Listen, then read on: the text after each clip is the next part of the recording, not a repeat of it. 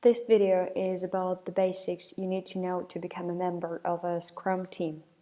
So, why Scrum? Because Scrum is about welcoming a change while being committed in values. Today's world is very dynamic. We no longer have time for long plannings, for long thinking. We have to make decisions quickly, we have to be precise, we have to work as one unit, and this is what Scrum is about. In this presentation, I will go through such items as Scrum versus Kanban, what's the difference, the OODA loop, how to make decisions, collocation and collaboration as main principles for a healthy operating Scrum team. Scrum versus project management, what are the main differences, and Scrum principles, how to use them, and how a normal sprint looks like. So these are two men you should know if working using Scrum approach. This is Ken Schwaber and Jeff Sutherland.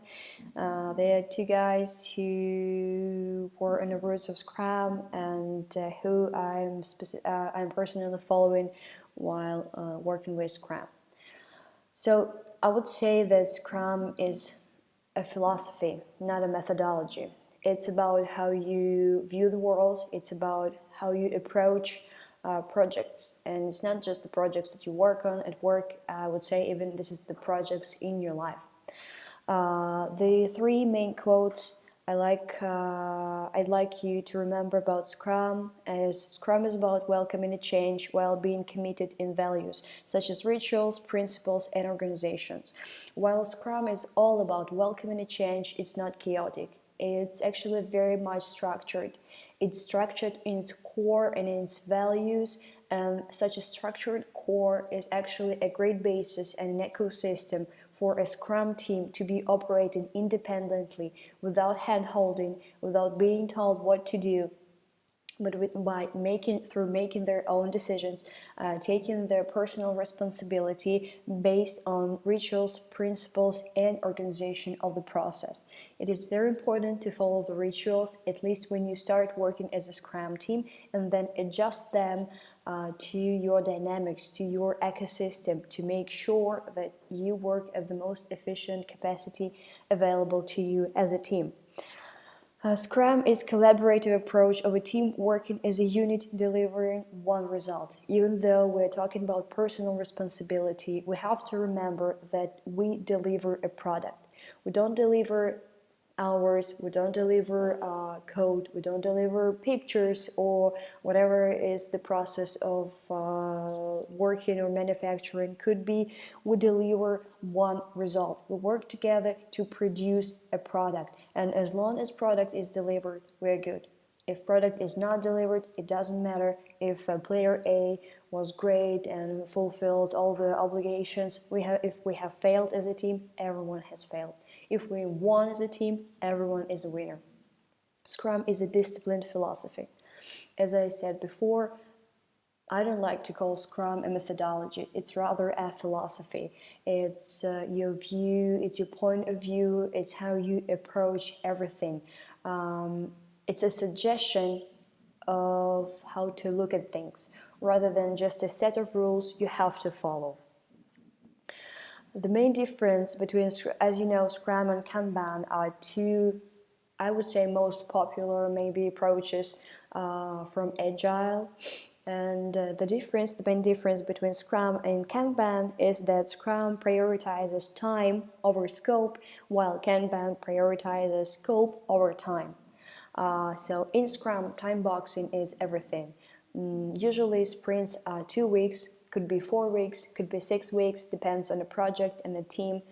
But no matter how many weeks the sprint is, what you have to do is you have to deliver as a unit as much as you can within the time box time. If there is anything you couldn't deliver, you just move it to the next sprint. You do the retrospective, you decide what went wrong, what you could have done better to deliver everything, and you learn from your mistakes, and you enter the next sprint trying to fulfill same capacity, and so on. Kanban is about scope. It's a pulling method. It doesn't have any time boxing, and it just says, okay, we need feature A or story A, B, and C delivered. And the team starts working on those stories as one unit, moving on to the next one only when a first one has been finished by the whole team. And I would say that Kanban is better approach when priorities change very quickly, when you can actually plan your next release to whatever environment you have. Because, well, anything that could introduce a lot of changes to sprint scope shouldn't be Scrum, it should be Kanban. So Scrum is time boxing, time over scope, velocity, and tempo. Kanban is scope over time, pull-in principle, and team dynamics. So Scrum asks the team to keep up with the tempo, and Kanban is more about, okay, let's move with the pace that is absolutely comfortable for a team. And Scrum principles, which should be after the Agile Manifesto, the main basis you should be thinking about while making decisions and while operating as a Scrum team. Whenever in doubt, remember the principles. Go back to principles, read the principles, and ask yourself if the decisions you have in mind are contradicting any of these principles or not. If they are, try to think of something else. If they're not, your decisions are good. So empirical process control is about transparency, inspection, and adaptation. That's why we have daily stand-up, where we report to each other as a unit. Remember, we do not report to a product owner or a scrum master or a chief product owner or whatever chief there is. We report to each other. We meet for a daily stand-up to synchronize and to update each other on how much we have personally accomplished, and to report if there are any blockers and assign someone with a personal responsibility to resolve those blockers. So that is transparency. Anything you have to say, you have to say it. Anything you know, you have to share it with your team. This is why I always use shared channels of communication over private channels. Share it with the team in a group chat, on a group call, whatever group communication channel you can get. Inspection is about reviewing the work we have done and analyzing it and being honest and transparent about it. Adaptation is about, again, whatever you have analyzed, whatever you have discovered about your team, make use of it. If you need something changed in your rituals or in how your team operates, change it. Make sure you are efficient. Make sure you improve every day. Self-organization, team buy-in, and shared ownership. Every member of a team has to be, I would say, a stakeholder and a final stakeholder of a product we deliver. Everything is your job. Forget about not my job. Everything is your job, but your responsibility comes first. First, finish what you're doing and then see if you can be helpful anywhere. But if there is a bug or impediment or whatever you have noticed that is dangerous to team dynamics and operation, report it. Make it known to everybody. Share it with the team, because this is your team. This is your product. You have to buy in, not just be there from what 8 to 5 and just doing your job. You have to actually buy in and take an ownership on whatever impediments you're removing, whatever features you are delivering. You have to buy in. Collaboration is about awareness, articulation, and appropriation. Be aware of everything that is happening. Make your team members aware. Articulate stuff. If you have a problem, articulate it. Even if you know how to solve it, even if you think it's not a big deal, just articulate it, because you never know who might be dependent on that problem. Even if you 10 minutes late with some deadline, just report it. It may be nothing, but it may be very important to everybody else. So make everybody aware and be aware yourself. Articulate everything that you have in your mind. Share your knowledge with the team. And appropriation, again, use it for your team. The best way it works for your team. Communicate with the team, make decisions, and appropriate whatever you have to how it best works for your team. A value-based prioritization. Deliver maximum business value. This is the main driver for every Scrum sprint. Product owner has to know a business value of every story the team is delivering, and this is the main reason or criteria we should be looking at as a team. when we are putting together a scope of our sprint, and when we are delivering stuff. So prioritization should be there at all times for all the projects, for all the epics, for all the stories in the sprint, within the epics and within the sprint. And team must respect those priorities and follow them. You always work on the most prioritized feature, and you just move on to the lower priority feature when all the highest priority features or stories are implemented. Iterative development, satisfy customer needs. There is no time to building products for 6 months, a year, 2 years, 5 years, because you basically start operating on assumptions. First, you do real research, of course, you research your market, you research your end users, and you start with an assumption of knowing what your users want. But you have to check with your users as soon as you can. As soon as you have a product in any state, you have to check with your users what they want. This is why Scrum is about iterative development. Deliver even a basic implementation of what you had in mind, give it to your users, collect feedback, and build your next sprints, build your next release based on feedback from your customers. So people who will be end users, your final stakeholders, they should be the main source of information, not just the assumptions you are making, even if you're making them based on market research. Time boxing. It's sprints, it's all the rituals. It's sprints and daily stand-ups and sprint planning, sprint review meetings, demo meetings we call them, estimation sessions, tasking. Everything needs to be time boxed, from a story down to the smallest subtask and to a task. Everything needs to be time boxed, and we have to respect time boxing.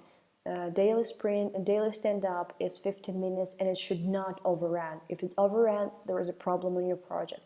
Every meeting, if you scheduled it for 30 minutes, ran it for 30 minutes, and adjourn it after 30 minutes. Do not ever overrun your meetings, and respect the time boxing principle. So how the normal sprint looks like? Normal sprint starts with the stories committed, tasked, and estimated. As soon as that is made, as we have stories committed to the sprint, and we have tasked them, and we have estimated them, we are ready to start our sprint. The first ritual and the most common ritual of a sprint is a daily stand-up. A team needs to meet as a team every day at the same time, best if it's the beginning of the day, to report back to each other. And everybody have to respect this ritual, because this is a very important ritual of team synchronization, transparency, and collaboration. Estimation sessions or grooming meetings normally take 1 hour per sprint based on how many people there is on your team. I usually say if it's 1 to 4 people on a team, 1 hour is more than enough per sprint. If you have up to 8 people, it might take longer. Well, it depends on your team and your dynamics. On some teams, even with 8 members, grooming meetings just take 20 minutes. And during estimation sessions, you aim to do the estimation, to vote for stories in story points, so that by the time you have to have your tasking meeting or planning meeting, you already have your sprint backlog configured or put together, and all you have to do is tasking. And then a product owner can use everything estimated, voted for in story points in a backlog to plan their next sprint.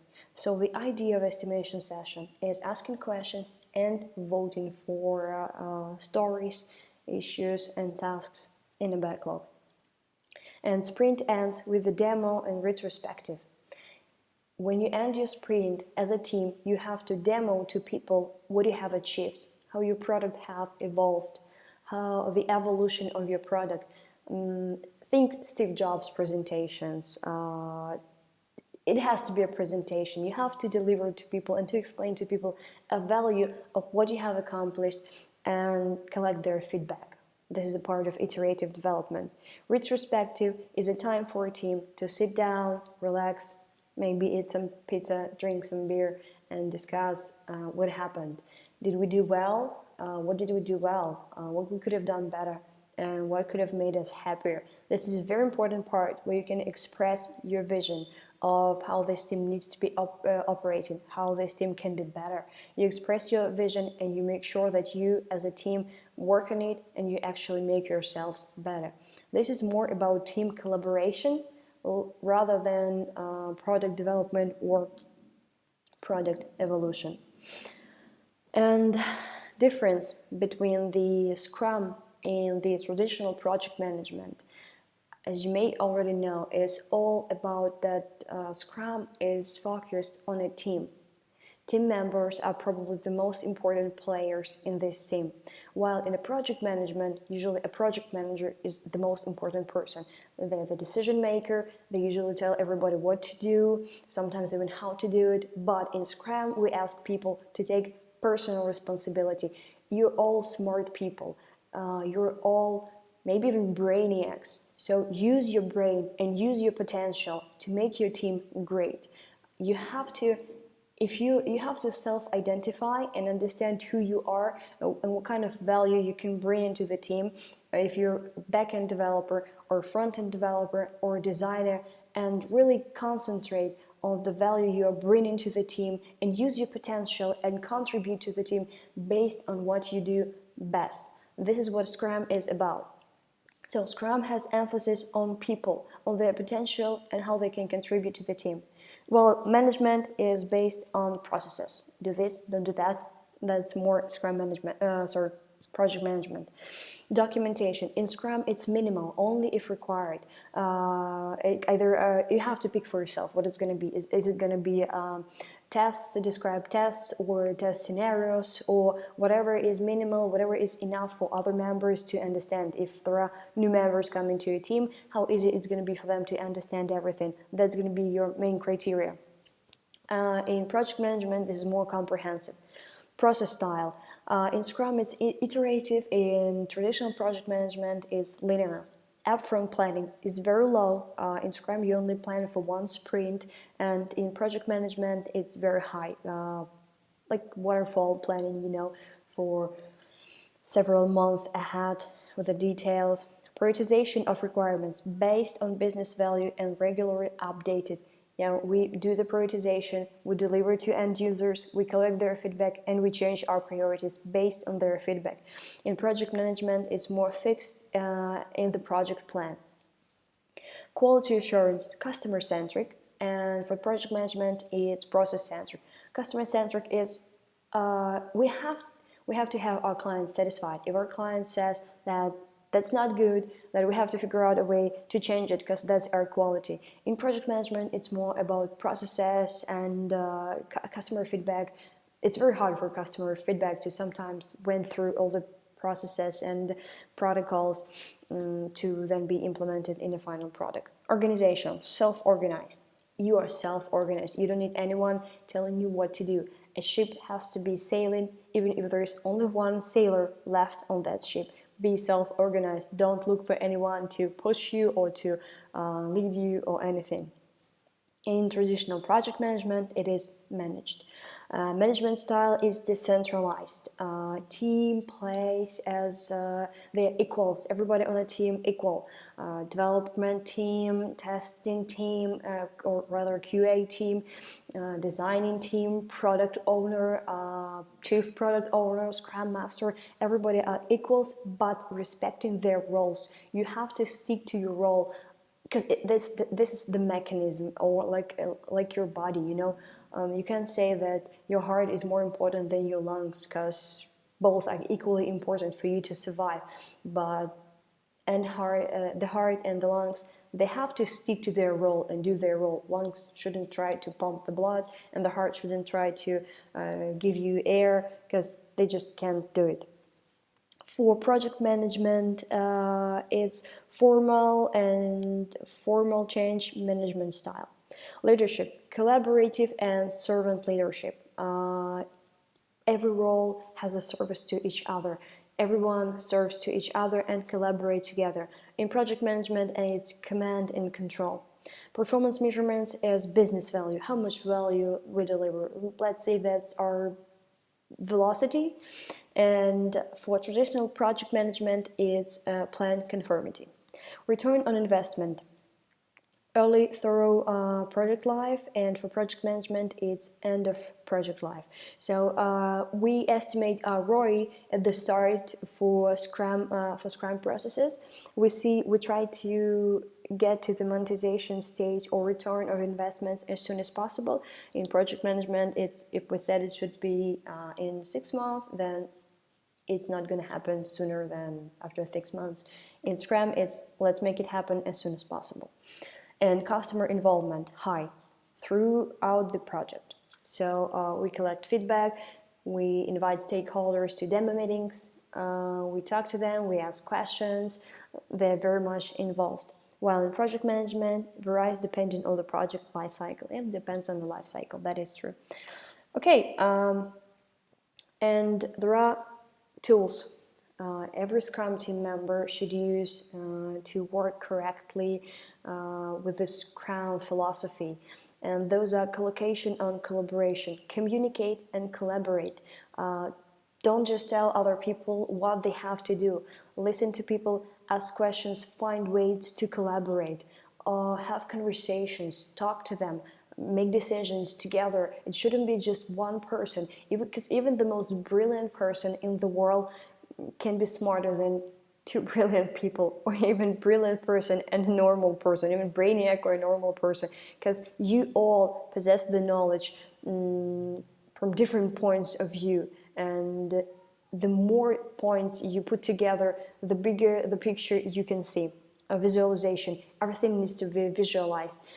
Demos needs to be visualized, or all the UML charts should be visualized, designs should be visualized, everything needs to be visualized. Verbalization, again, talk, speak, explain, have a conversation, talk. Group chats and in-person meetings. You have to use a group chat as a primary method for all the communications, because you have to make sure that as many members of a team will get your message as it's only possible. And in-person meetings, I usually have priority over text communications or whatever.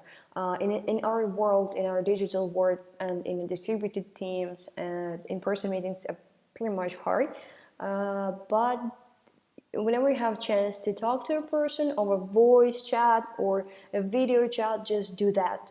Especially if there's anything you have to decide. Don't just try to decide it through emails or Slack channels or whatever. Talk to people. And last but not least, and very important part of Scrum philosophy is OODA loop.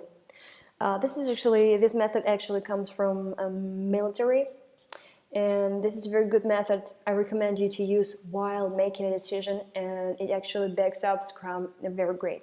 So OODA loop is about observe, orient, decide, and act. Observe is see what's around you, see what's happening. Don't try to act right away. Just be there for a while. Just look around and make sure you understand what's happening. Then orient. When you've looked around, understand where you are in this picture. When you have at least some picture in your head, try to place yourself. Where are you in that picture? What is your position? What is your spot? What are your strengths? What are your weaknesses? Figure that out, and based on that, make a decision. Make a decision what you will do next. You have to make a decision, because even the most silly decision you've made is always better than any unmade decision. Make a decision and then act. And make it fast. Make decision fast and act fast. After you've acted, again, observe. See what kind of an impact you've made to that picture you have created in your head. See if you can add something to that picture. See if there were some mistakes you've made. Adjust that picture. Orient, see where you are in that picture, in that new adjusted picture, make a decision and act. Pretty simple. So every decision process has to go through these 4 stages: observe, orient, decide, and act. Thank you for watching. I hope this video will help you understand better Scrum basics and find your place, orient within the Scrum team and the process.